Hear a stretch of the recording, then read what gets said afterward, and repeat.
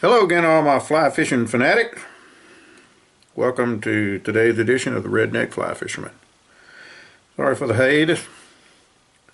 Been a very busy 5 or so months. I hadn't been fishing since September due to a lot of business issues.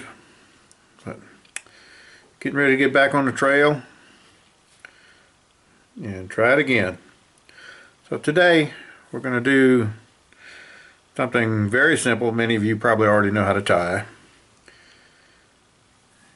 A good staple fly for your box for those new guys out there. Really simple, really fast. You can tie a bunch of these real quick. It's a San Juan worm. But what we're going to do today is mainly focus on some variations. So we'll start out with the base tie, and then we'll go into some variations on it. The variations are basically colors and some added configurations on these things. So you want to be versatile with your colors in anything, just like any of your other flies. So a real popular color for a San Juan worm is red. A lot of people tie them in red. You can tie them in purple and brown like an earthworm, or tan like a nightcrawler, black, just about anything you want to do, pink. So today we're going to use a nightcrawler color, and we're going to do a little variation on it. So we're going to start out with some tan 70D 8/0 thread. Now here in a little bit we're going to do another one. I always start off right at the eye of the hook, and I like to hold on to this tag just a little bit. What this will help you do for those new guys out there, it just kind of makes the thread, it forces the thread to stack nice and neat. Now I like to come all the way down into the bend of the hook here. The San Juan worm is a very low profile fly. Doesn't take up any excess space, so it doesn't interfere with your hook set at all. It's going to dig in there and get what it needs to get. So nothing scientific here. I usually leave about a 1/2 inch tag on the front end. Come down, grab this thing, pull it tight. Try to stay in on top of one another, just so you don't smash down too much of your worm. You want to keep the body as big as possible. We'll come in and grab it just up to bend. And we're going to walk on up, get to the end. Couple wraps, straighten her out. And we're going to come up here. I like to build a little bit of a well behind this thing, and that just kind of holds the head up out of the way. Put about 4 or 5 wet finish turns on it, and that's it, boys. That's all the tying you need to do. Now there's one more thing we'll do later. Show you, give it a little more of a wormy look, but that's your basic San Juan worm. What we're going to do in a variation, what a lot of guys like to do is take like a bead head, like a bead, tungsten or brass or plastic color, different colored beads, and add to it. The brass and the tungsten will give you a little bit of weight, so if you use this as a tail fly, which most people do, mainly because the San Juan worm has a tendency in a current when you're trying to pull it back up to twist a little bit, and it'll really screw up a fly set. I always like to put mine on the tails. Wherever you want to put it, it's up to you, but the extra weight will give you a nice little fly set where your tail fly will drag down like you want it to, a little bit deeper than the rest, and it keeps everything up in the water column up above it. What we're going to do in our variation here is, instead of a bead, because I don't really want a lot of weight on this one. Sometimes I do, sometimes I don't, so I'll use a bead if I want a lot of weight.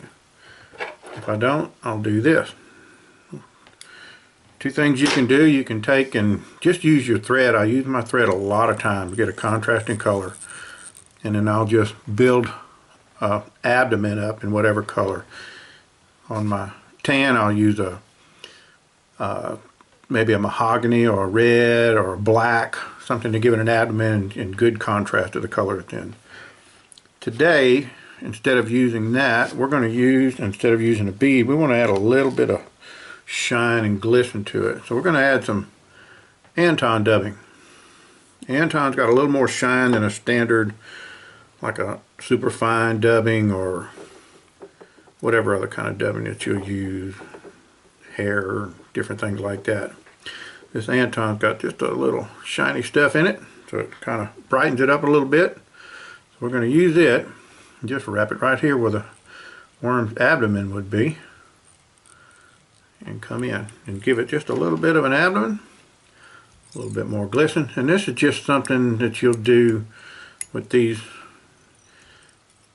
You know, sometimes fish are finicky, sometimes they want something different.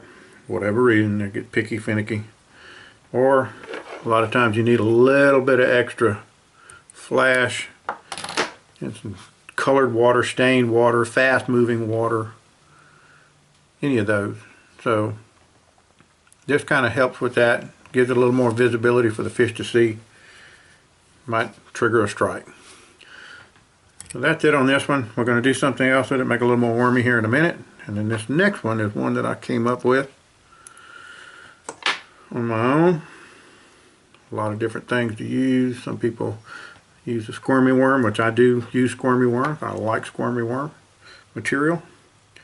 Really, really works well. It's a little bit fatter than most of your San Juan worms that you'd make. This is a little bit different. So again, we're going to take this. We're going to use red because our San Juan worm is going to be pink, red, whatever. And the material we're going to use is what I like to call Kevin's Crystal Flash worm material. It's a nice round clear worm material. It's got some red glitter in it. It's a pink color. It's got some red glitter in it. Catches a lot of sunlight, gets the fish's attention, and he likes the shape of it, and it is a deadly little San Juan worm. I think you'll like this. Again, we're going to come down into the bend of the hook, even though this is a little bit thicker, more robust material. It's not, I mean, it's not much bigger than the hook itself, so it's not really going to interfere with your hook set. Again, we're going to leave about a 1/2 inch tag. Now here we're using, again, an 8/0 72D. Really, what you probably would do a little bit better is more like a Kevlar.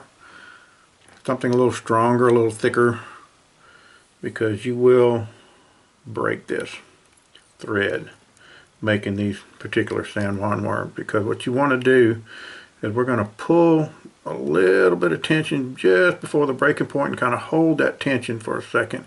And what it does is it bites down into that material real good to give it a good hold. And we'll lock it down. I'm going to come up just like normal, come up to that, just out of the bend. Put another wrap, second wrap. Gonna hold down on that thing, just hold tension. The longer you hold, the more it's going to bite into it. And come up here. And this is where it's going to give you a little bit of aggravating problem here. We're going to do the same thing. Hold down on that for just a second. Let it bite in. Now you can see how that's biting in there. Fold it up and then we'll lock it down.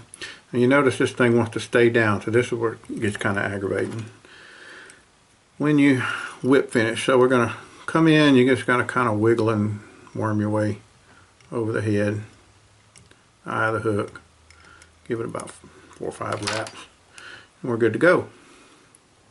Now I don't ever, just for my preference, I don't, I'm a little tougher too, but it's not so much if you use dubbing or thread, but I don't add abdomen to these. These have enough flash. The abdomen, I'm using that for contrast, for visibility anyway, so I've got good visibility in these. It's not too bad, and we're good. So what we're going to do next, if I can get my camera to cooperate, is I like to use a candle just because it's a low heat and it's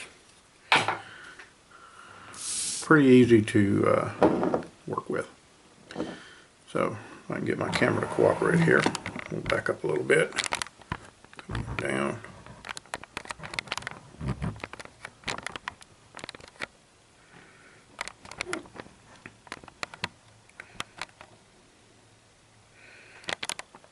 how well we can see this. Hopefully good. So what we're going to do with our first San Juan worm, you don't want to put it in the flame. We're going to singe the ends of it, give it a nice little point, and a little bit darker color too sometimes, and it kind of makes it look like it's got a head on it and a tail. So we'll just kind of wave this over the top about a 1/4 inch or so. If you can see that, it makes a nice little thing. And it keeps it from coming unraveled. So we'll do the same on the tail. Get it in there. Makes a nice little wormy look to it. We're going to do the same with our crystal worm. We're going to do something else too. So we'll get down here and kind of hold it in there until we see it start to melt a little bit, and take and put it in our fingers. Just kind of twist and twirl it. Give it a nice little point. Do the same thing on the tail. Hold it in here till we see it melt a little bit, and we'll squeeze it down, roll it in our fingers. And what we're going to do here, because this is going to get in the way of your tie and everything else, you know, because it's down here, we're going to bend this back like this, and then run it over the flame a couple of times, kind of melt it out a little bit, and just hold it after that point, and then it just kind of picks it up out of your way like that. So once you do that, then you have a nice little worm, crystal flash worm. Got a little squiggly look to it. Good to go. Okay guys, good luck, tight lines, roll tide.